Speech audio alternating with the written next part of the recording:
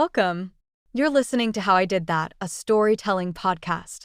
Let's jump into today's episode. Hi, Jackie. Thanks so much for joining today. Hi, thank you so much for inviting me. It's an honor to be here. So I know you're in the vegan food niche and you're a blogger, food photographer, and I love all the amazing stuff you post. I've been following your Instagram page for a while and I wanted to know your story, how you got started. Me being in the vegan food niche as well, it's always really cool to see other creators and how they got to where they are, especially being in a field that's relatable. So yeah, you can take it away from here. Okay, so right now I'm 27 years old.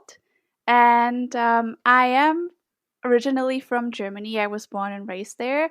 To be more specific, from West Germany, pretty close to the Dutch border.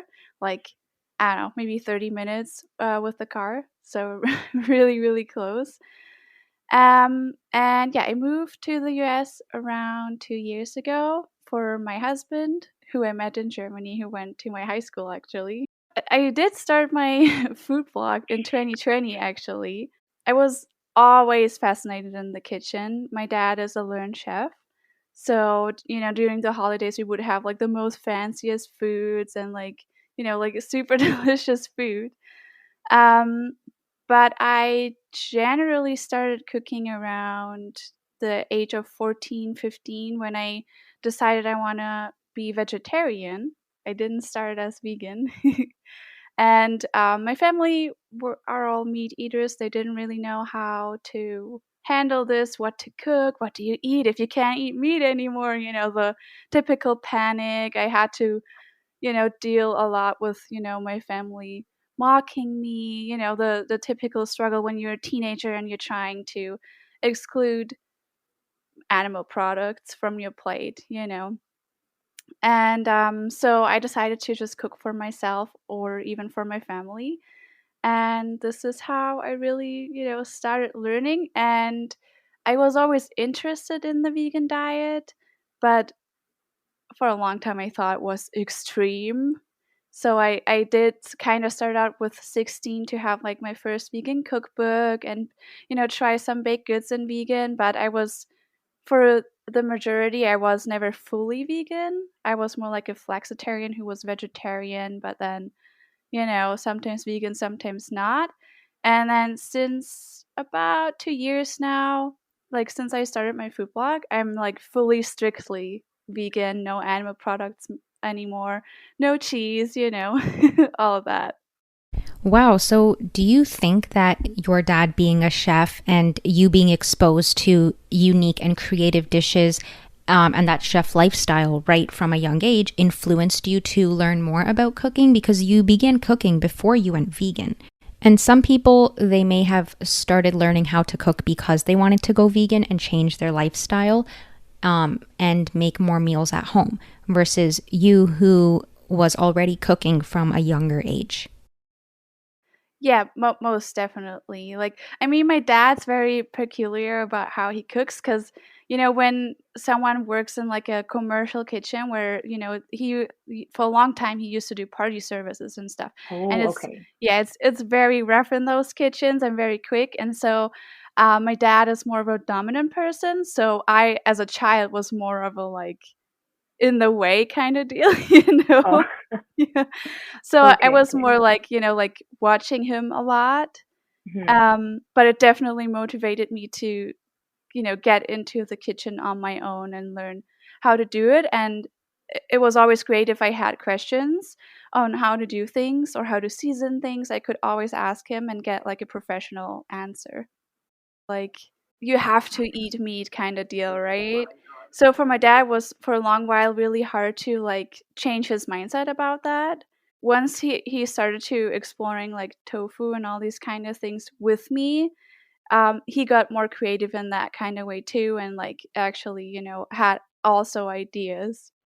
That must have been really helpful to have your dad there to put those flavors together because if you look at just a chicken breast or a piece of tofu, vegan or non-vegan protein source, they are both very bland and kind of act like a sponge to whatever things or whatever seasonings you marinate it with. So it's very nice to be able to cook at that age and have more vegetarian options for your family and have them taste good, specifically because you have a family member who knows how to put these things together. Yeah, definitely, definitely. It also like made everyone like kind of rethink their whole eating habits and what they put in their mouth and all of that, because my dad was always like, you need to eat meat, you need to drink milk and all these kind of things. He was very like, like set on these opinions and very extreme, but throughout like they also thought it was a phase, like how a lot of like people think, oh, it's just a phase, you're gonna go back to eating meat or animal products. And so for him learning, oh, it's not a phase, and like having conversations with him like about what is behind animal products made him rethink about it too, and like get more creative than like the usual dishes that you always make, right? I think another reason that vegans get scoffed at when we go out, Good question. So my grandparents don't really understand it. Like by now they understand I'm not eating meat. When it comes to the whole like don't eat cheese or anything like that, they get really confused. So I kind of like just gave up on like explaining it to them over and over again. They are older, as long I just tell them I don't like it, or you know something like that, allergic. I often just say I have a dairy allergy, just so, people don't ask questions. And it's really, I think it depends on the situation, the people that are around me and how well I know them, or what their stance are on veganism, because there are some pretty extreme people when it comes to the topic veganism. They hear vegan and they you know it can get heated. And I think it's also a time where it's appropriate to talk about these things, and a time where it's not appropriate. And I think I personally learned that I keep talking about the whys um away from like holiday meals, birthday meals, and all of that kind of stuff. I always try to be friendly when people ask, oh, why are you doing this? um but yeah, it's I think a fine line and like a little dance to find the right, like the how do you say, the right situation to talk about these things without ruining like a birthday party or holiday or whatever. yeah, I totally agree. Like, if you're at a social event where there's no vegan options, it's like, what are you supposed to say without being rude about it as to why you're not eating the options that are available, which everybody else is? And the other thing is that I know sometimes there are a lot of restaurants out there that do have vegan options on their menu, but they are still predominantly like meat based, and non vegan based, I would say, like restaurants. And a lot of the waiters there might have no idea what the word vegan even means still. And I know people who get scoffed at when they say that, hey, I'm vegan, or like the people making their order won't really pay attention to that if you ask for no milk, or no dairy products. If you actually just say I'm straight up allergic, then they'll make extra sure not to put like the cheese or the mayo in your burger. Which is sad that you have to fake being allergic, but I know people who do that. Sometimes I do this when I go out just to make it easier for the waiters as well. I think a reason too that vegans get scoffed at in society when we're socializing with people who are not vegan is because of the extremist vegans, I would say, where they are putting their vegan views on non-vegans, like sharing their views, which is great, but they're doing it very aggressively. And that turns people off and makes them have a bad view of veganism in general, and then makes it even harder for them to ever want to go vegan because they're like stereotyping the entire community. Yeah, that is very true. Oh my god. And I mean, I understand where the frustration may come from. I mean, there has been a lot of like the meat and dairy industry have done a lot, so people are that extreme and they pay a lot of money for it, Yeah. right? And I mean, there's also like really some crazy people out there. I've seen some really weird videos of vegans doing some really weird stuff that where even I am like, okay, this is really like not okay or not cool. And at the Yeah. same time, because we're always in our little social media bubbles, right? Yeah, When you go exactly. out and it's not a vegan restaurant or not like a vegan household, you get like a little reality check and you're like, oh, yeah, that's right. Not everyone's vegan. I've heard that Berlin and the rest of Germany in general has a very large growing vegan population. And I'm wondering how true this is compared to the US. What kind of and how easily were you able to find vegan products in both countries if you were to compare them? I visited Berlin a couple of times and they really have amazing options there, but it's a little far from where I'm from. And so actually Amsterdam is only like an hour, 2 hours away with the car from where I'm from. And so I often like, had vacations in Amsterdam in the Netherlands, which is also a great place for vegans. But overall, in Germany, there's a huge like green wave going on. A lot of people that are into like greener living, more, like mindful eating and all of these kind of things. I think it's a bigger thing in Europe in general than maybe in the US compared. You have Fridays for Future, they talk about climate change in school. So it's a little bit more, like, Integrated into their. yeah, Okay, okay. exactly. But I'm from a smaller town, so around like 14,000, 12,000 people that live there. And there's not really vegan restaurant options or anything like that. I think if you go into the rural areas, I don't know where you live, but in rural areas, there's often not as many options. Mm-hmm. So for me, moving from a rural area in Germany to Salt Lake City, which is like also one of the like best places to eat vegan in the United States, um, it's amazing, to be honest. It was a huge upgrade. They have tons and tons of vegan restaurants here, and since 2020, there have been like more popping up. So, what made you go vegetarian at age 16 and then finally go vegan in 2020? So I always wanted to be vegan, and I when I lived on my own, which started in my late, I think it was 19, 20, something like that. And basically, I was vegan, but I wasn't strict when I was eating out or like, at friends' places, or invited somewhere.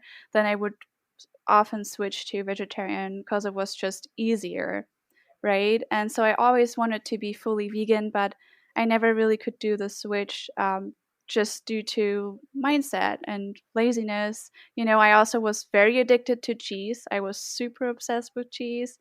And I mean, I don't know, I think a lot of people struggle with the cheese addiction and really like quitting the cheese, it feels like. And so um, I think, wasn't it in 2020 that also like Seaspiracy came out, or was that I think 2021? Seaspiracy was very recent. You're right. Yeah, I think it because was sometime during COVID. I can't remember, because that really like made me like super super motivated, and like the whole, it's all a mindset. And for a long time, for example, I thought like, even though I didn't eat fish anymore because of like animal love reasons, but I for a long time I thought like sustainable fishing is a thing, and then learning it's not a real thing, made me realize, oh, there's just, so many things you don't know if you not keep like researching and researching and researching. And so these, documentations and all these kind of things really like just changed my mindset completely recently in the last 2 years, that I was like, okay, enough of the bull crap, just do it. You can do it. It's all in your mind. And yeah, I stopped Nice, eating animal products entirely. nice. You really have to learn not to wear the whole pain of the world on your shoulders all the time too, because I agree with you, these documentations often are really hard on you. I cry like a lot Yeah, like that too, so I understand why you didn't watch it yet, because it's a yeah. balance of like being happy and like living your life, and then like taking responsibility for your actions and like facing Hmm. what your consumption decisions mean. Yeah. Yeah, I think documentaries are really great. They can definitely be life changing. As you mentioned, after watching Seaspiracy, it kind of clicked with you that, hey, this is all a mindset change. And for a lot of other people, especially when you are trying to do something like transition your diet to being vegan, you need something to fall back on, whether it be health, environmental, or ethical reasons, or other. Like, for example, somebody might want to go vegan because their only other option is to stay on a pill for the rest of their life for an issue that they're having health wise, or to just change their diet and try something different rather than the standard American diet. Other people may see a documentary or something related to animal abuse and where it's coming from and how our money is going towards this abuse and decide to do it for ethical reasons. And some people might be looking at the statistics for climate change and watching documentaries on that and decide, hey, I need to change what I'm doing today because it's directly affecting the outcome that we are seeing in terms of the climate. There always has to be a strong reason to be doing because otherwise, like, there was this quote I had read from the book Atomic Habits where it says, you don't rise to the level of your goals, you fall to the level of your systems. So if your system is in place to fall back on certain foods and certain habits and certain mindsets, you're not going to be able to fully transition yourself if you don't actually believe in the reason that you're doing it for, and you're just kind of doing it as a trend. You mentioned that you started living alone around age 18. Was it because you were in college? And if so, what did you study? What field did you work in before you got into blogging and photography? So I did went to college, but I didn't move out directly. And I only went to college or university for a year. And I did study modern East Asian studies with Japanese and sociology for a year. And I realized, oh God, I hate studying. I hated school already. I hate getting up early. And in Germany, like, you don't have to go, like, you don't have to attend. So, I kind of like skipped a lot and stuff, and I realized, okay, this is not what I want to do. And so after that, I did a year of finding myself, jobbing a lot, did a lot of promotion jobs, worked a lot on festivals and stuff like that, until I did my Ausbildung. And there's literally no translation for that into English because it's a special job schooling that doesn't exist in the US. My husband kind of like explained it to me earlier because when we were debating about if we want to live in Germany or the US, this was the main reason why we didn't move to Germany, because my husband went to school and started working right away. He didn't do college because he didn't want the debt that comes in the US with it, which is, understandable. Yeah. And so he would have he started his career here, and if he would have moved to Germany, he would have had to start at zero again and do college or Ausbildung and really not really earn money and start at scratch again. And so that was one of the reasons why I'm living in the US right now.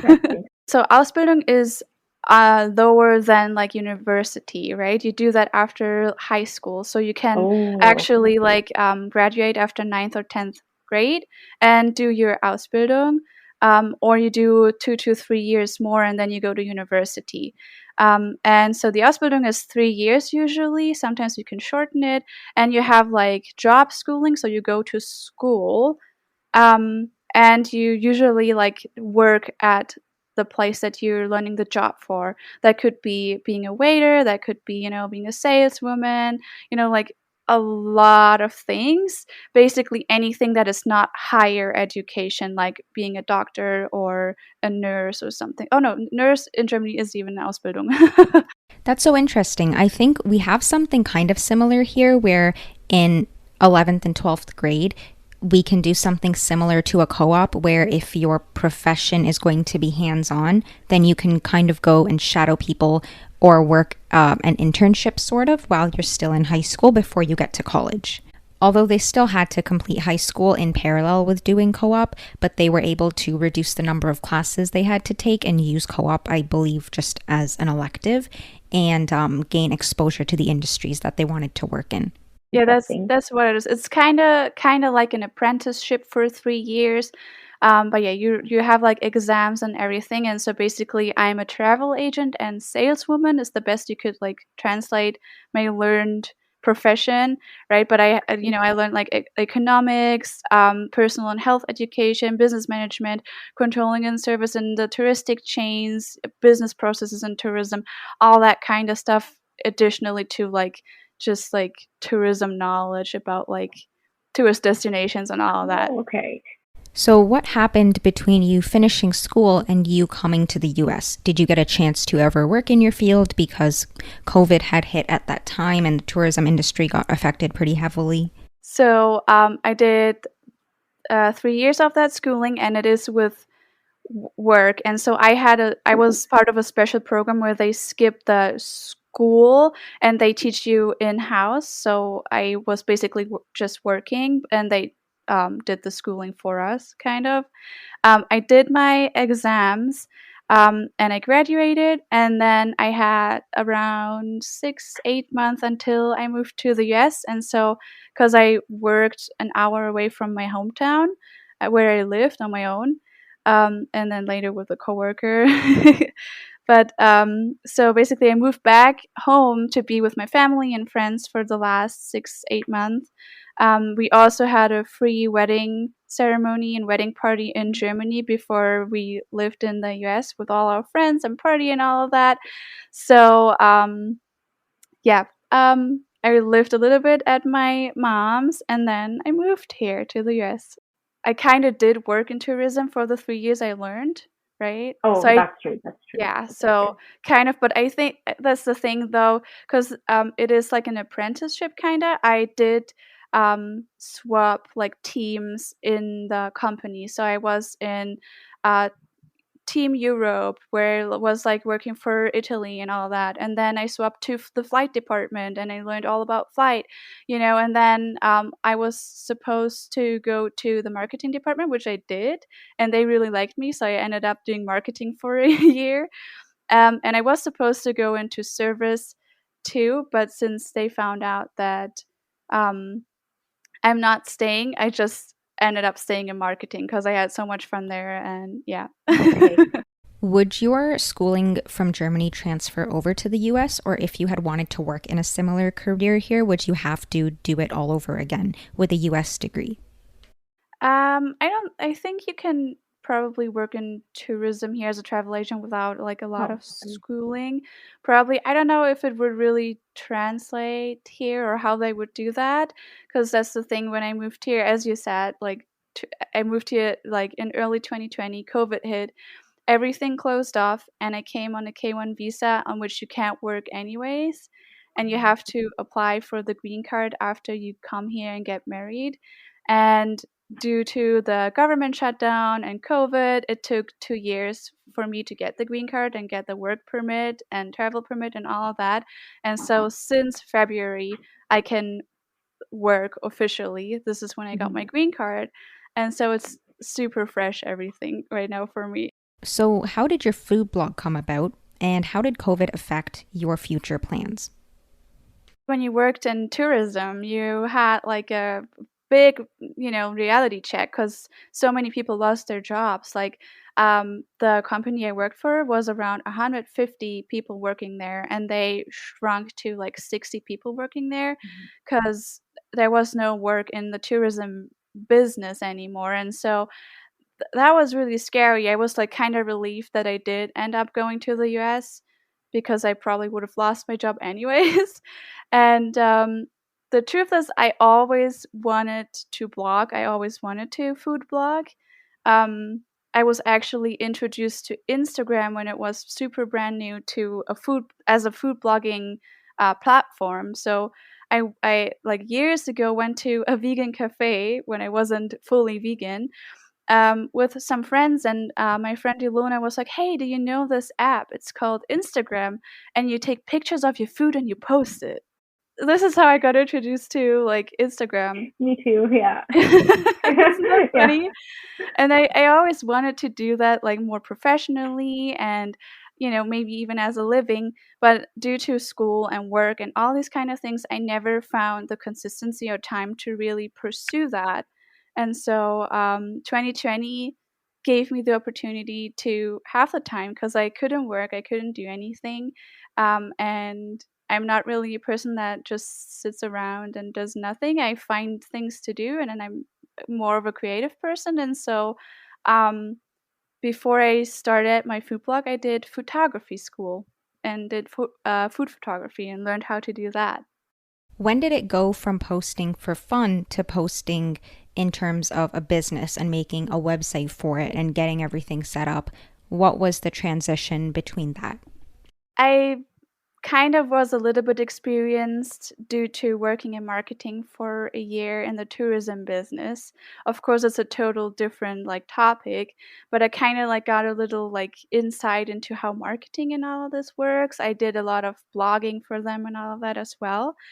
And so, yeah, I just Googled, YouTubed how to start a food blog. And I found a video that explained how to like open up a WordPress blog for free and only, I think like to pay for like the first year of hosting like a little bit, like a special WordPress offer and all of that, right? Kind of, I don't know if you can say it in English, but kind of blew behind my ears. So I didn't really know how Yeah. to do any of that, right? So everything was kind of like, now looking back, not really professional, not SEO friendly, search engine optimization friendly. Same. Yeah, SEO is a hassle. Like the big companies pay Oh yeah. professionals to do it for Yeah. them, right? But yeah, so I opened up like my little food blog, and then I started photographing, and I actually had a DSLR camera because I always wanted to learn photography as well, but never really had the time to pursue it, right? And it's like a super old Canon EOS 600D. It was used. I got it for like $400, and I started photographing, and I realized like it doesn't really look as good as I want it to look. And so that's how I like started researching food photography classes, and this is how I found photography class. After taking the foodtography course, what did you notice were the biggest changes in your photography style and the biggest takeaways that you now apply in your food photography? That was, by the way, that was also like one of the reasons why I did decide to do that class, because it is all in a package, and I didn't want to deal with like searching it all and finding it all on my own, which you can do. You can find everything she teaches you for free or for super little money, um, online or in books. You just have to like scatter it all together, right? Um, but basically, I did the whole class. It was the old class, though. They have a updated version, I think, from last year that they updated the whole class. So I still have to redo it again now. But I think my biggest takeaway was just generally learning to understand light better, how to compose a picture, and also little tricks on how to style. And what really was a game changer for me was Lightroom, like learning Lightroom, because you can really save a lot of pictures with it, even when you have like a failed white balance or the lighting is kind of off or the picture is too dark. You can really save pictures with it, and the longer and the more you work in Lightroom, the better I feel like you get at it, and you can like see more like if a picture is more green or more purple or more yellow. It's, I think, also just training your eye, of course. But yeah, I think composition, light, like basic photography knowledge basically was the biggest takeaway that immediately changed how I set up a picture. So it's been a while since I did it, so I don't know if I remember all of it, but it had the basic photography. She also, like at the beginning, talks a little bit about the history of photography and all that, how to compose. She also has like a little bit, I think, about like social media. Lightroom, they also like show you how to do Lightroom and how to use it, how to edit pictures in there. Oh geez. They also have a business section where they explain like pricing and all these kind of things, what you can do with food photography.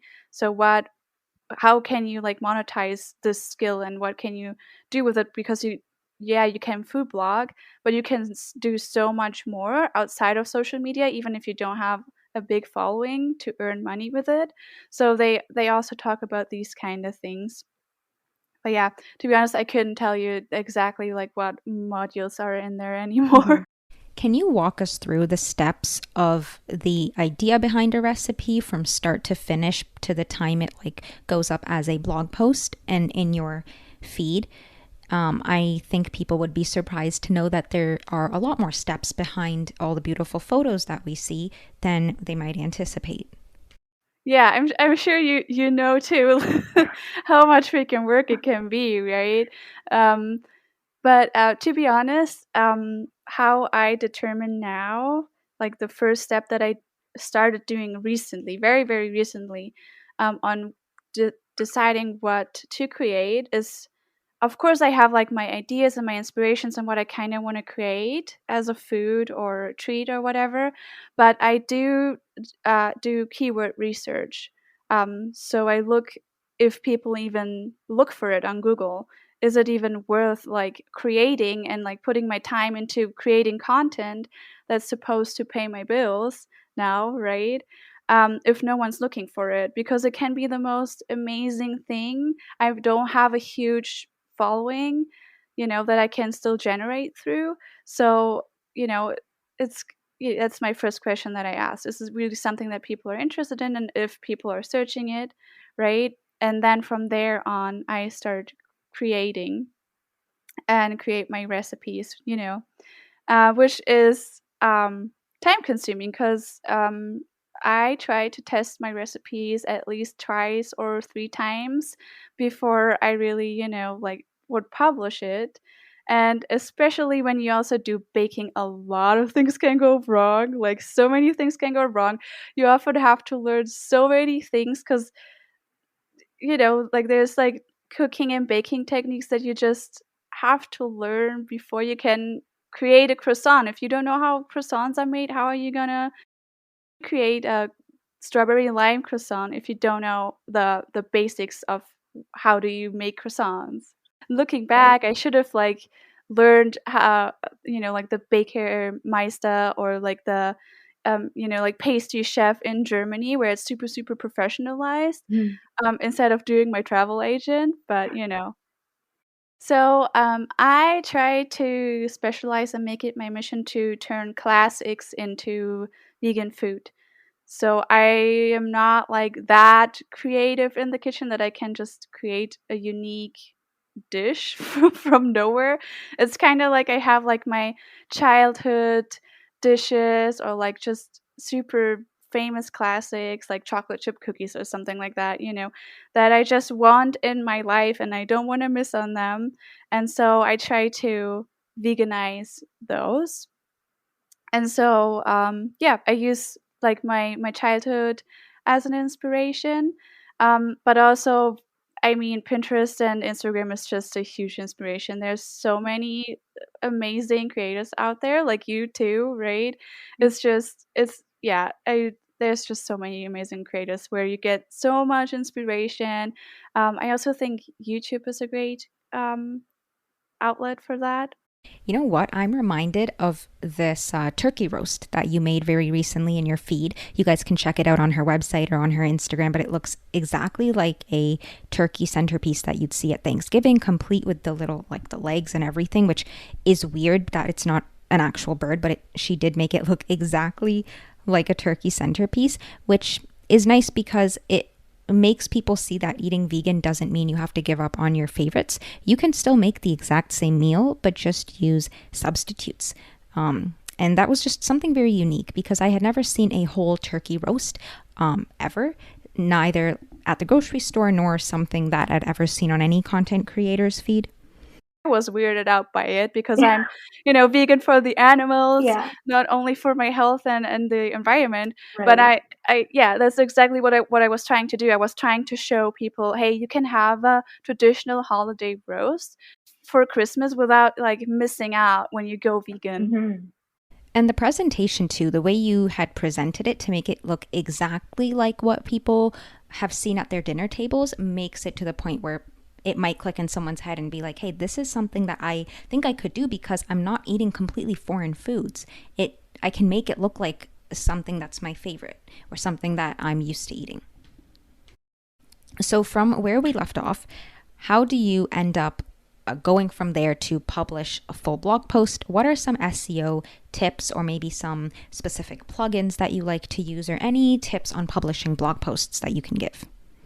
Okay, that's a lot. Let me see where I started the best. So first of all, I think it always kind of depends of what you really want to do with your food blog. Because if you just want to share your recipes and your food without pursuing any goals, you can, you only need Instagram and a phone, and you can just take pictures and share your recipes and, be super happy with it, right?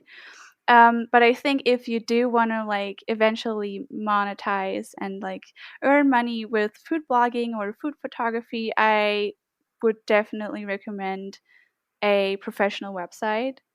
That way, you have your website, because of course social media is awesome and can help you grow a lot, right?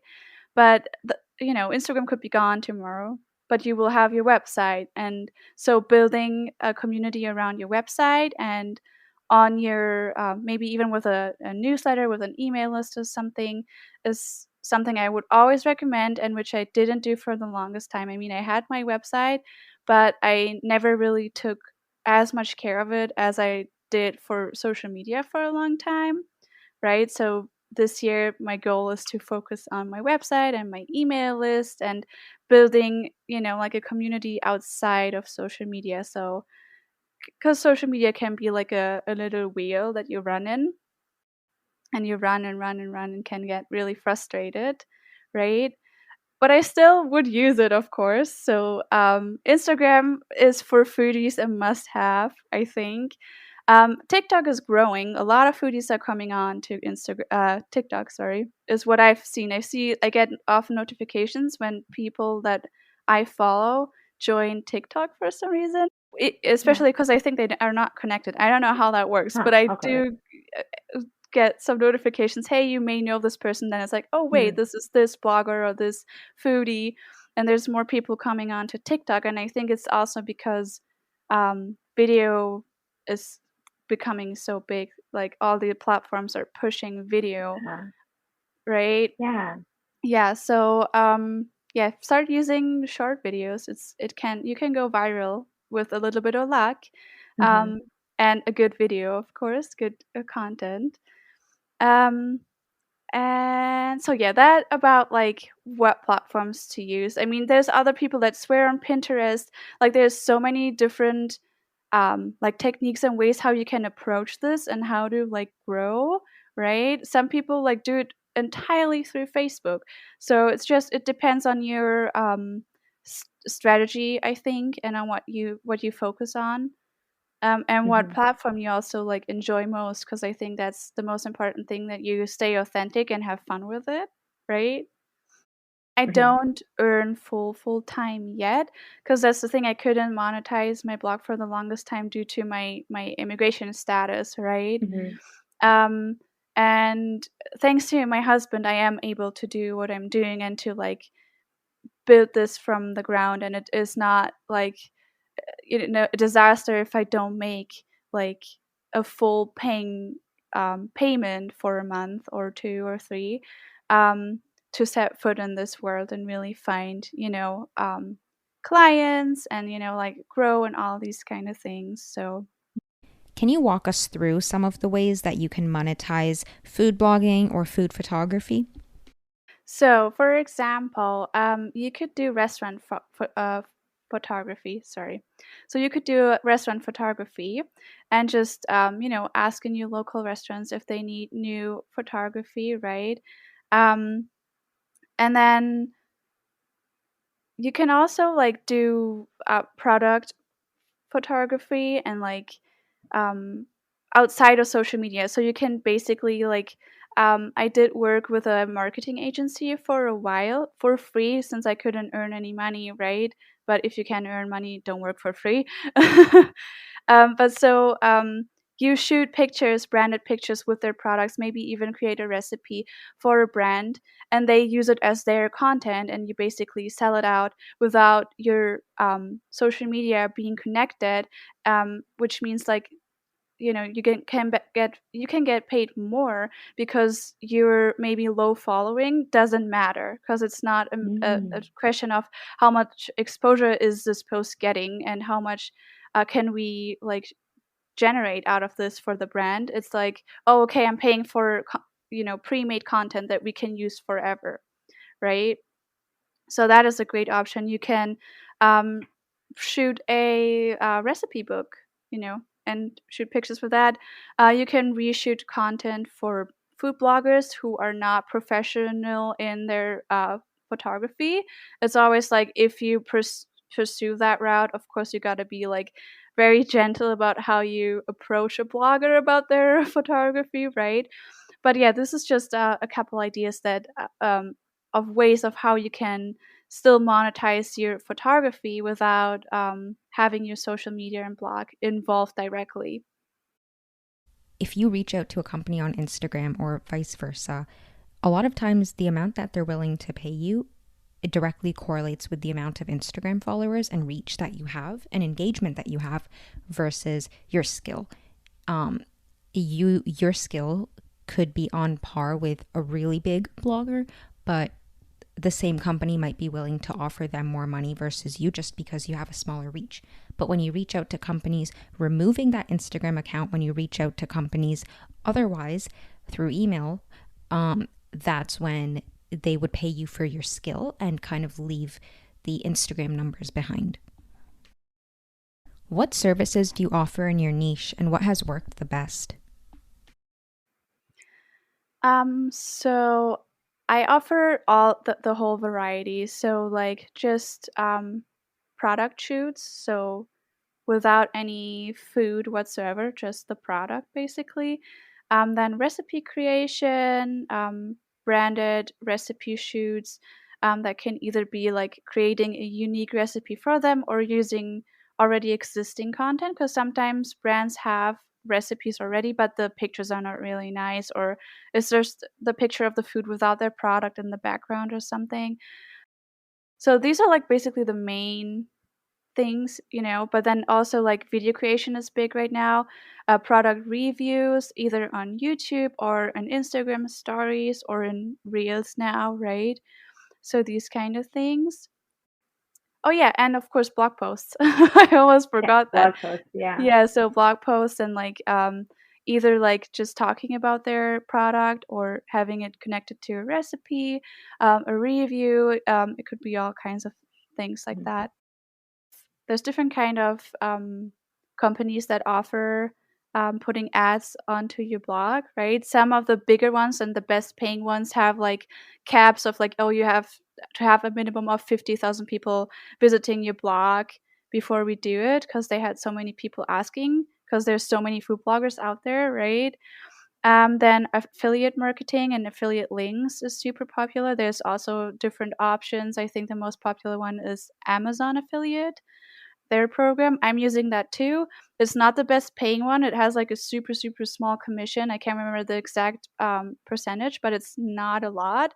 But it gets interesting if you have like a lot of people going onto your blog and like actually, like buying things. Because if it's just one person buying something, it's not a lot. But if 100 people buy something off of your affiliate links, it can add up. So yeah, and I think some people even offer like branded posts. So like companies can reach out and write a blog article and post it on their page. So like guest posts, for example, right? I think some even host giveaways on their blog. I think those are the big ones, right? Ads, affiliate. Also, Google AdSense and Amazon affiliates are two big ones as well. You can just create your own freaking products and like have a product line you can sell, and it can be easy as having like ebooks that you just sell on your website, right? Those can be really great options too. And email marketing. Oh my god, yes, email marketing, big email lists. Yes, you just have to get creative, and that's the thing that I Yeah. learned too. You don't always have to invent the wheel entirely new. You can, reuse and repurpose old content, especially Mhm. even in like on Instagram and all that, because what you posted last year, no one's looking at that. So if you repost it, and That's so true. repurpose it, yeah, exactly. I totally agree. It is also like, I think it's smart. That's something I learned this year too, is just after a year of blogging and when you have a website, right, you have this collection of a year of blogging where you had all these articles to go back and look, what did I write, and maybe find patterns. And maybe you find a pattern like, oh, I have a lot of like budget friendly recipes. I could make a free email guide out of this or an ebook out of this, and like repurpose again, and like monetize that in a different way as well. Right, exactly. And I wanted to ask, what were some of the biggest humps to get over in starting this as a business? Yes, most definitely. So actually, I have an LLC. So the Simple Sprinkle is an LLC, which is a limited liability company, right? And it's been formed this February. So it's still a super tiny little baby. And I'm like basically a fresh like entrepreneur business owner. So I'm not super experienced yet that I can look back of like 5 years of experience and say, oh, this is what I would have done better. But first of all, this totally depends on the country that you're living in and the state and what kind of laws they're in. Because in Germany, it would have been a totally different process, because I had like a small business in Germany for a while for my promotion jobs years ago, right? And it's way different than it is here in the US. And what I did not know, and this is why I like mainly decided on the LLC, is that in the US, you don't have to have a registered business to monetize your blog and be an influencer. You can be a sole proprietor. I hope I said that, pronounced Mhm. that correctly.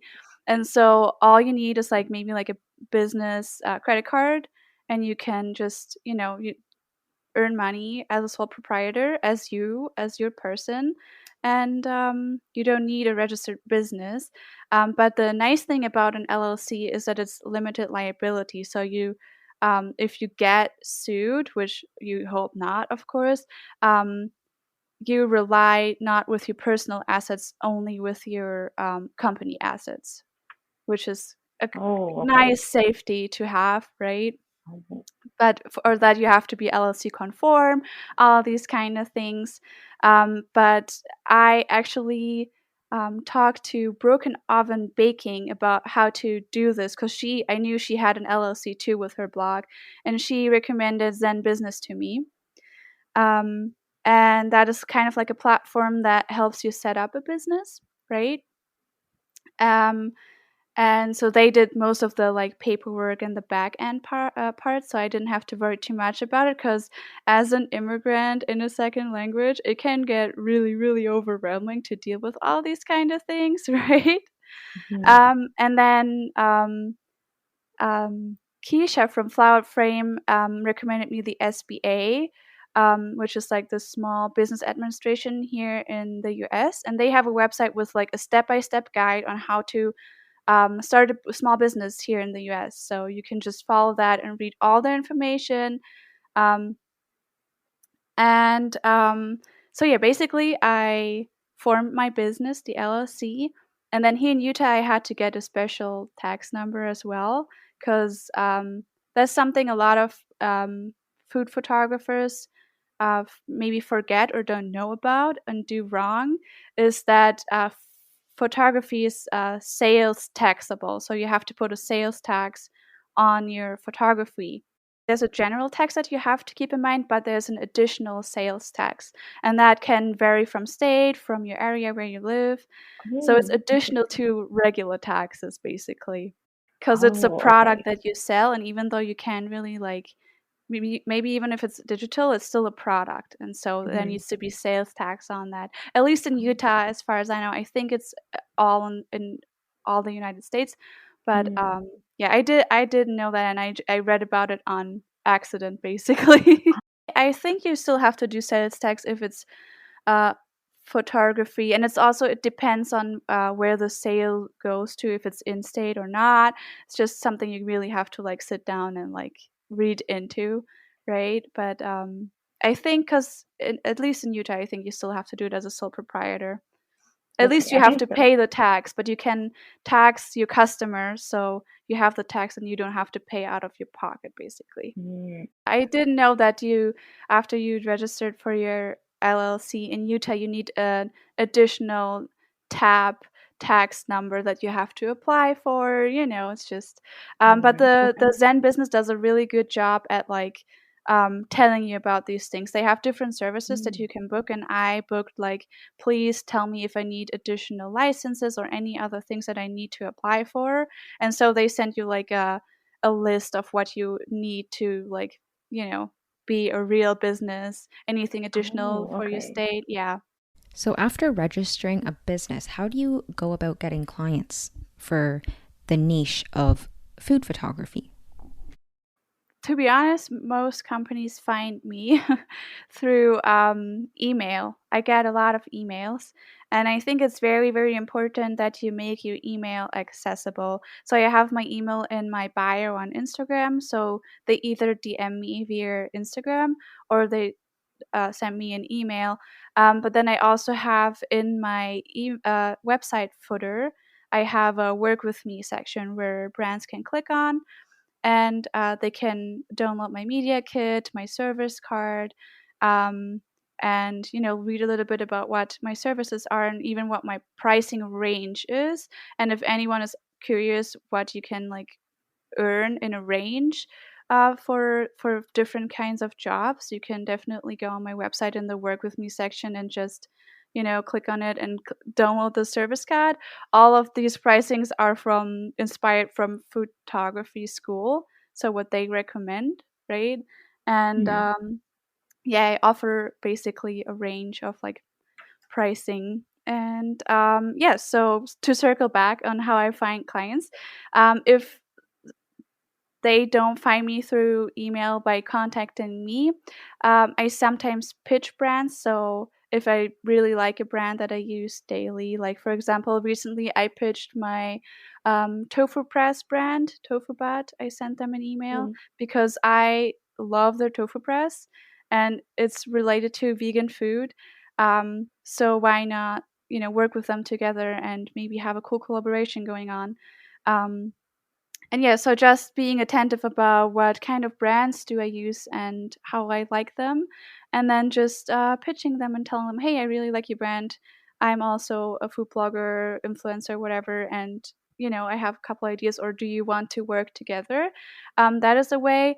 I also find marketing agencies can really, really help you. There's a bunch of different big ones to small ones out there that offer like influencer work. I think photography school also had a blog post a couple months ago about those agencies and pages that offer like basically as a how do you say that, like a mediator between blogs or influencers and brands, right? And so they can give you regularly jobs and be like, hey, we think you're a good fit for our client so and so, would you like to work for them? This is what they pay, and you kind of negotiate with them through them for jobs. The marketing agencies, they basically told me either what the budget of the brand is, right? Or we negotiated a price. So how much they really take, I don't really know. I haven't had an agency being that transparent with me yet. I hope maybe one day I'll find out. It would be really interesting, right? You mentioned a media kit and a service card. For people who don't know, what are those? Okay, so a media kit, sorry. A media kit is basically just like a kind of like your portfolio, like a little bit about you, a little bit about your numbers. Try to be transparent and as honest as possible with these. I know numbers can fluctuate, right? But you know, it's often good to have like averages and stuff like that. And then examples of your work, best, of course, like branded work. So if brands look at it, they can see how you work as, when you do branded work. And also like mentioning new services. Some even have their pricing in the media kit as well, right? But I have it separated. So basically, my media kit is just like a little bit about me, about the brand and the blog in general, then just a little bit about the metrics, how the engagement is, and all of that. Just pictures, examples of what I do, and then like shortly what the services are. And then additionally, I have the service card, which basically is just like a menu card of what you can like book through me and how much it costs you. But as mentioned, it's like a ratio. So like there can be like Instagram posts $100 to $800 because it really depends at the end of the day of what the brand wants, right? Because if they want one static image post that's of their product without any recipe creation, that's not as much work as like 3 carousel posts and a reel post, and a unique recipe creation and 15 pictures, so it really kind of depends of what they actually want. So I give a ratio or a rate of what it could be, and then I kind of negotiate with them what they really want, and then I give them a quote for that exact campaign. What do you think about when companies reach out to influencers that are starting out and want them to promote their product, do photography for their product, post it in their feed, and basically like promote it on their page for free, just in exchange for a free product, but not getting compensated any further? Do you think that micro influencers should say yes to these brands? Yeah, so I think if you've never worked with a brand before and you're really small, do it for free, try it out, see how it feels, no strings attached. Just do it really casually and get some experience and also some examples out there, right? um I mean, of course, it depends on what they really want from you. If they want like a whole freaking portfolio for a free $25 product, hell no, right? But to start out and to get a little bit experience and get a little bit more comfortable, I think it's a good way, to try it out. But don't do it on a regular basis for free. Like actually, you know, ask for money and like a budget of this campaign, because um, even though we all appreciate and are grateful for free products, it doesn't pay our bills, right? I also noticed that a lot of times companies do have a budget for marketing, but they will not tell you that straight up. They'll ask you if you can do it in exchange for product first. And if you say no, then they will ask to see your media kit and can work out a deal with you. But they will usually ask you to do it for free if you're a smaller influencer, or so that's been my experience. And the other thing is that if you do say yes to every single company and promote too many products on your page, then people will start to see you as inauthentic because you're not promoting products most likely that you love and you've tried. You might just be promoting them because you're getting the free product or because you might be getting paid for it. So there is a line between picking what suits you best, and what aligns with your niche the best to share with your audience, not oversharing just for the sake of getting the product or getting compensated for it. That's very true. Yeah, you can't overdo it with the branded posts and like go nuts on them, because Yeah. you can only do so much until your credibility starts to crumble. Because yeah, it's a hard fine line between like, oh, I want the money and I want the product, and like, do I actually like this product, and do I want to expose my audience to this, right? So, what is the funnest or most unique business deal that you've done so far? Oh my god, I mean, they're all fun. I love all of them, right? Because I love like photography and creating content. It's just so much fun, and then also getting money for it, that's like even better, right? So rewarding. um I think the most unique one, or like the one where I was like, oh, that's kind of interesting, was for a marketing agency. And I did post a picture of it, but it wasn't like, it was like originally outside of my social media, so it wasn't like connected to the simple sprinkle. So the marketing agency told me that the brand wants fortune cookie cereal, right? And so the brand is a fortune cookie brand. So you can buy their boxes and it's just fortune cookies that have little fortunes in it, right? Mhm. And so I thought, yeah, of course, I can totally do that for you. And while I was preparing like my almond milk and like all the cookies, I was like, snacking on one. And I was like, wait a minute, there's like these fortunes in it. And then I was like, if I put this in milk now and they're gonna get soft, like the Oh, papers, yeah. and then you can't eat that anymore. Yeah. And I hate waste. Yeah. So what I did, I had to sit down and like out of like, I don't know, 50 fortune cookies with like tweezers. Like I have like special food tweezers to style food. Yeah. I had to like get into the like tiny holes that are on the side of the fortune cookie and slip out like the fortunes to Oh. make like a fortune cookie cereal and put them in there, and then I had them like splash around and everything. It was really, really fun. How do you capture splashing food? With like a super quick shutter speed on your camera, so like Mhm. within like a millisecond it takes a picture, and basically you put on a timer, or you have like a little like connected remote that can like do it for you while you hold it, right? And then you just let the cookie or whatever you want to splash fall into liquid, and you have to time it right so that when it falls right into it, that you press the like shutter and like it takes the picture. And it's always good to take several in a row so that you have like several splash pictures, and it can get messy. Like I one time I splashed the whole window, so it wasn't I nice. was going to say it probably causes a big mess too. Like, how many times Mhm. did you have to do it to get it exactly right? It depends. Usually, like sometimes you do it and the first try is perfect, right? Which is very, very, very rare. And usually it can depend, like 5 times, 10 times, sometimes 20 times until you have that splash shot that you love.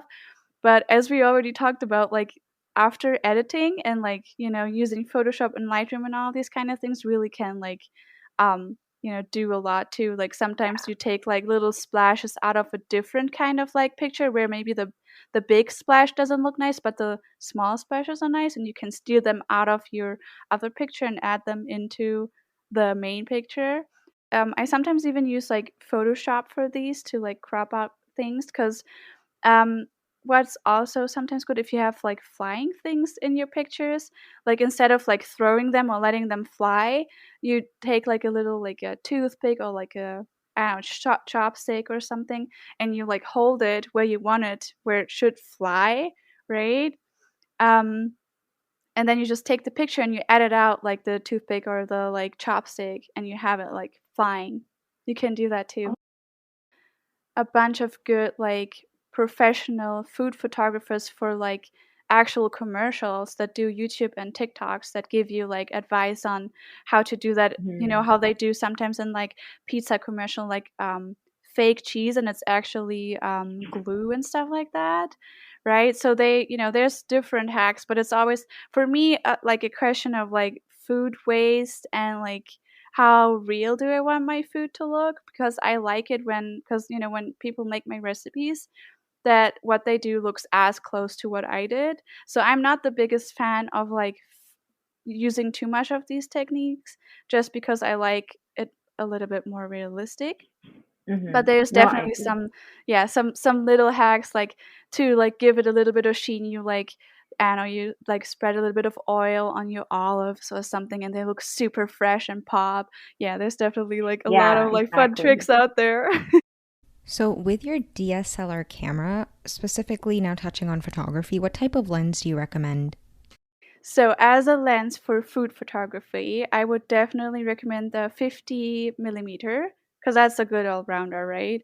And Mhm. the good thing about 50 millimeters, they're usually super affordable too. They're not like the most expensive lenses you can get. Um, and it's great because it has like a good focal length for like overhead food images too, right? Mm.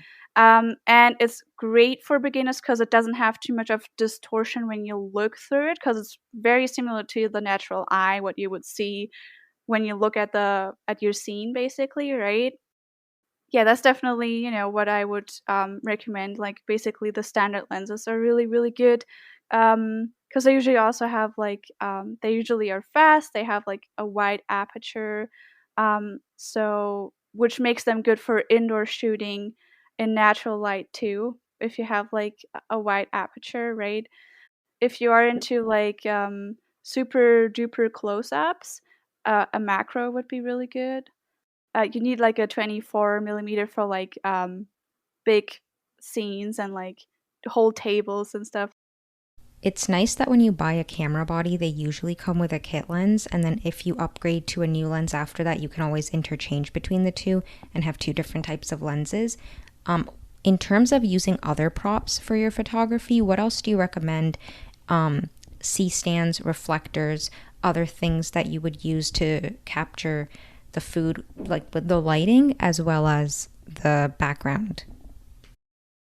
So first of all, I think if you want to do this with photography, because all the gear, the more professional you get, the more expensive it gets, right?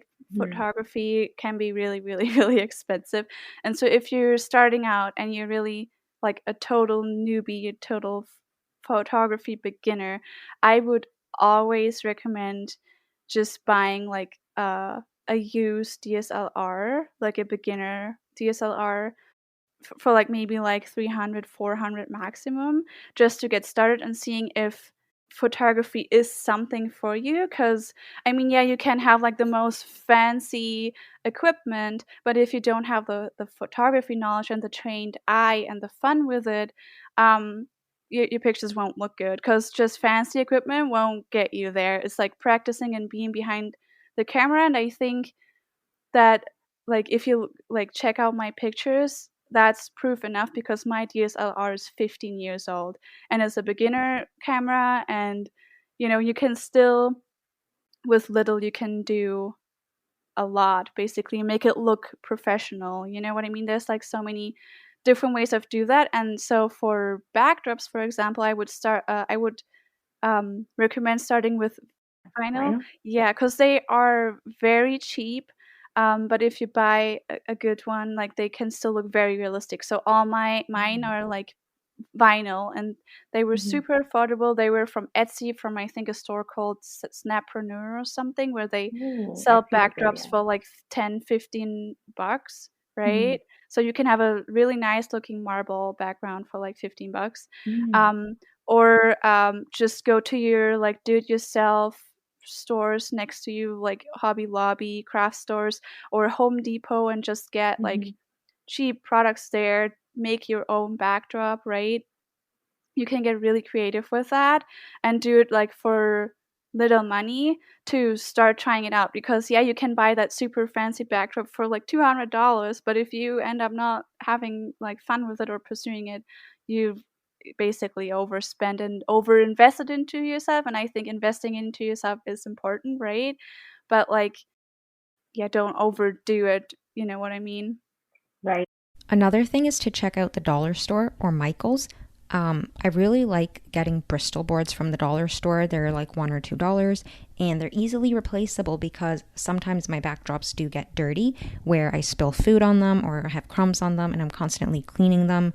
And sometimes I have stained a few of them with like coffee stains and stuff where I've had to replace them. So I recommend easily replaceable boards, which Bristol boards are really nice because they're one flat color, like a bright pink or a bright blue or like a baby blue color that you might want as a backdrop, as a part of your collection.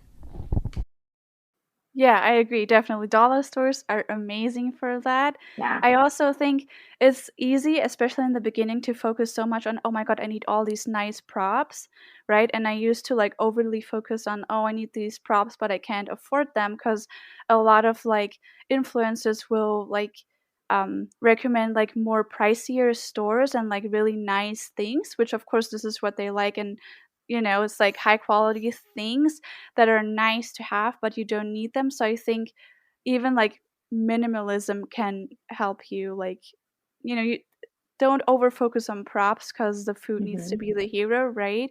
But if you need something on a budget, Amazon is always good. H&M Home is awesome. Oh, Yeah, it's for clothing, huh. and but they have like Okay. a little home section, and they have like super Oh. nice basics that are like super neutral and perfect that are basically very versatile. So all my white plates are from their store, for example. Right? Crate and Barrel is amazing, but a little bit more pricier.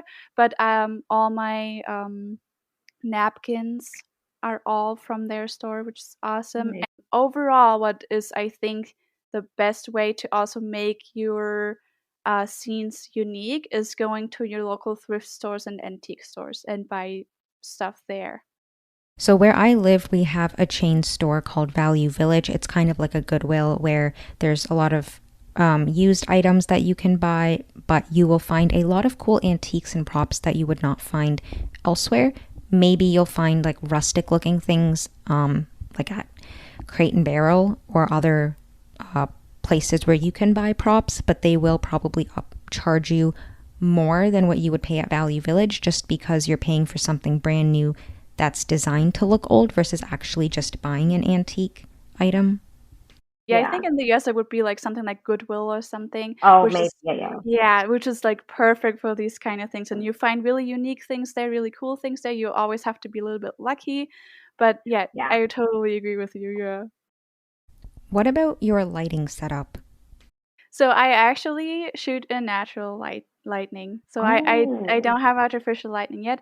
I want it eventually because you do have a bit more control over the scene and it Yeah. stays kind of the same, right? You don't have to hassle with changing lightning from the outside. So especially here in Utah, you often have within like 2 hours it changes from sunny to cloudy back to Yeah. sunny, right? So it's great for continuity. I mentioned earlier, it's really about understanding light, right? Yeah. And you can influence even natural light when you have like a big window and like kind of like where you darken things, where you put maybe like Mhm. um, black cardboards up to like kind of block light or white cardboards to kind of like let the light jump off like a wall or something, right? But yeah, it's sometimes it can be a hassle when the light changes a lot outside, but it's totally possible and it's for free, right? I think Gutsy Baker, she's not entirely vegan. She does a lot of vegan friendly and paleo, and her photography is amazing too. And she also does natural light. So there's Nice. um, there's a bunch of I Yeah. think bloggers out there that do natural light, and you would never Yeah. guess. Never.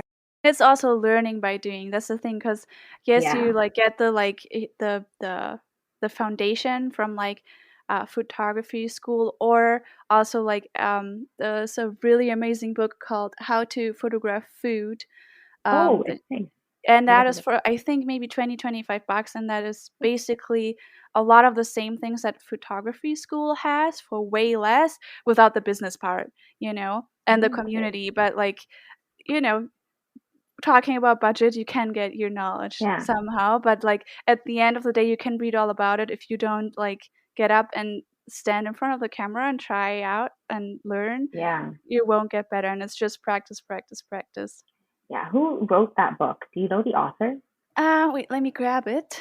Okay. I saw it on Vegan Sugar Spoon. I saw it on her page. It's How to Photograph Food, Compose, Shoot, and Edit Appetizing Images by, I hope I pronounce her name or their name right, Beata Lubas. Okay. $25, 31 Canadian dollars. It has like light in Oh, here, hard and soft light backgrounds, even Lightroom and all that, composing. yeah. It just doesn't have like the pricing and the business part about it, how to like monetize this basically. And, it doesn't have the photography school community. But Mhm. it's still, if you really, really don't have the money for photography school, which I can understand, it's a lot of money, that book is amazing. Okay, so for somebody looking to grow their Instagram page, what would you recommend? Of course, first of all, you gotta show up like regularly, on Instagram. It's social media, so you have to be social and you have to connect with people genuinely connect with people and to organically grow, right? And that can take a little bit of a while. Definitely using the reel feature as we talked about, because the reel feature is just, it can send you off if you're a little lucky and have a really, really great video, right? Um, but I also think that working with big cooking related websites or networks can help you. You have to be careful with that because some networks will just use you, and depending on their terms, you may sell out your whole content. So you definitely have to be careful with that. But I've seen a lot of people work with these big networks like Kitchen Network or Food 52, these kind of websites, or be, in magazines, veg news, plant-based news, and all these kind of things, and like blow up through that, right? So being on these big sites and can help. It's always a little bit of luck as well. Yeah, that it is. Especially because, there's no like one size fits it all on our job, if you could say so, right? And so sometimes it can be, especially when you're new or you have something that you have never done, it's really, really nice to talk to others and kind of figure out what's my pricing, how can I do this, how could I do that better, and just have people that are like in your business to like exchange and support each other, right? Yeah. Right.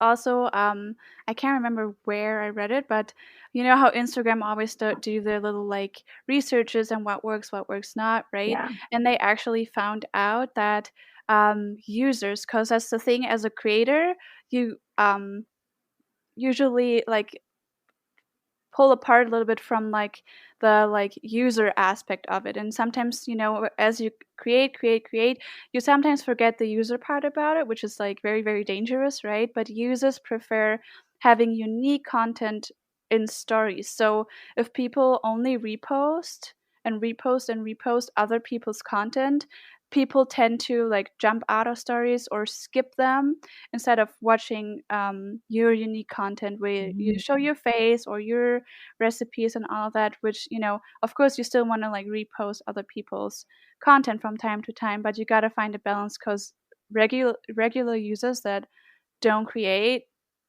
don't really like repost content too much. Okay, so moving on to the future, where do you see yourself 5 years from now? Okay, so in 5 years, hopefully I have my first cookbook published. Woo! Yeah, I really, really want to do that. And I've started last year to create recipes for my cookbook, but a cookbook is a lot of work, especially if you do content creation additionally for brands and all that too, right? So it's been a little bit slow at the moment. But yeah, that's my dream, to have like my own like hardcover cookbook in the stores. And of course, I want to like still be a successful vegan food blogger. And I really, really, really want to start streaming on Twitch and be a variety streamer. So like have cooking streams, gaming streams, all that kind of stuff. So I will be moving soon, so I can't start yet, but hopefully in the next 2 months I can start streaming as well. Because yeah, that would be really, really awesome. And my other dream, my personal dream, is having a homestead and like a nice property with my husband. With our first house or home. But I'm sure anyone who's like house hunting right now or on the lookout for property knows the hassle that the United States is facing right now. Tanner's childhood home. Tanner's dad bought that here in Utah for $60,000, and Tanner always wanted to buy it back. It was like he just loves that home, right? There's so many memories, and he looked it up. You can sometimes see on Zillow when they get resold and stuff for how much it went. And I think, if I remember correctly, last year an investor bought it for $700,000. Yeah, you maybe get like a super crappy, like rundown mobile home for that or something like that. Because we're moving right now, right? And our initial like reason to move is because we need more space, because we both work from home and we have a 1-bedroom apartment. So Where are you moving?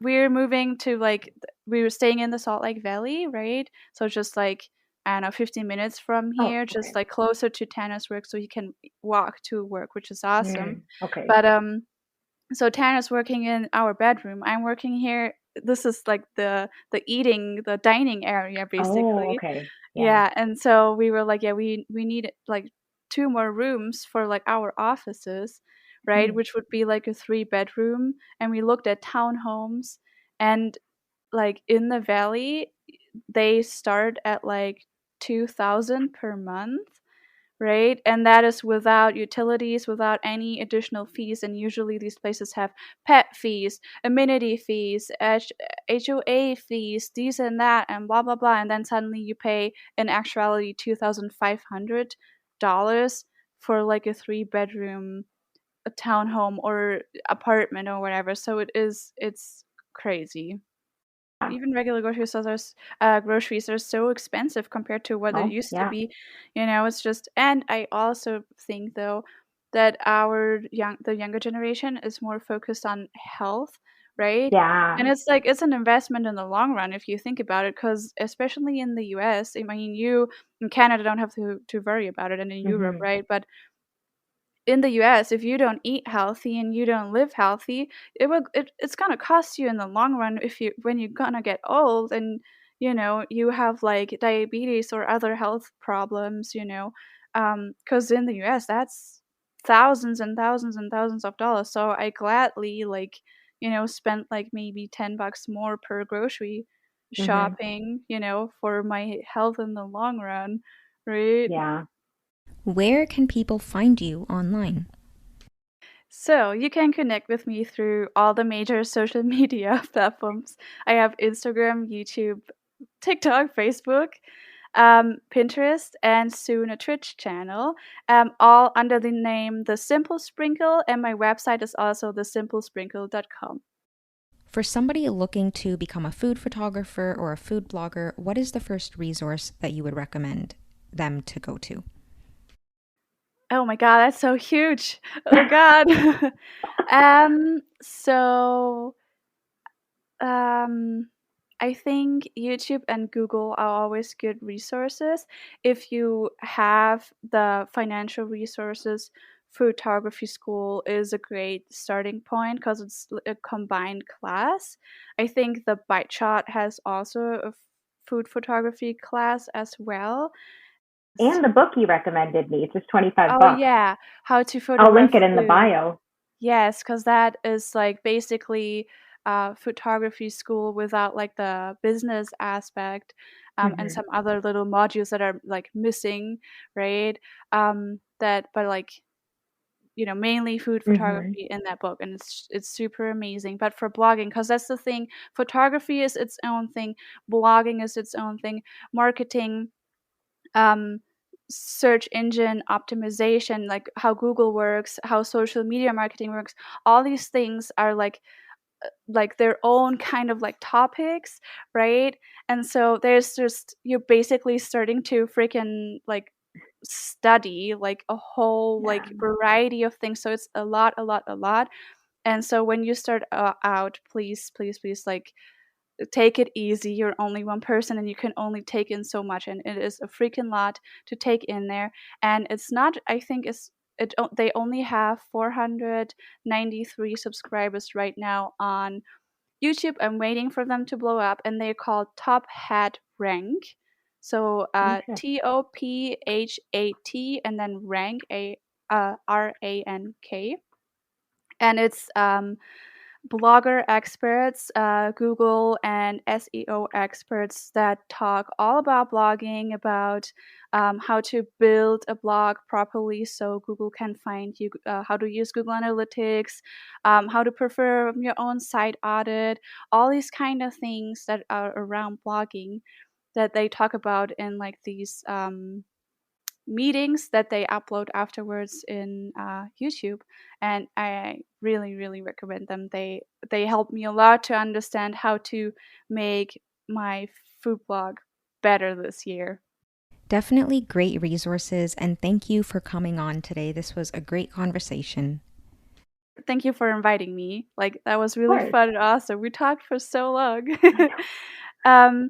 But yeah, overall, to circle back to like, if you really want to like make food blogging and food photography like your passion, and turn your passion into a business, to yeah, really just take it easy on yourself, but stay motivated and consistent, and most importantly, just have lots and lots of fun with it.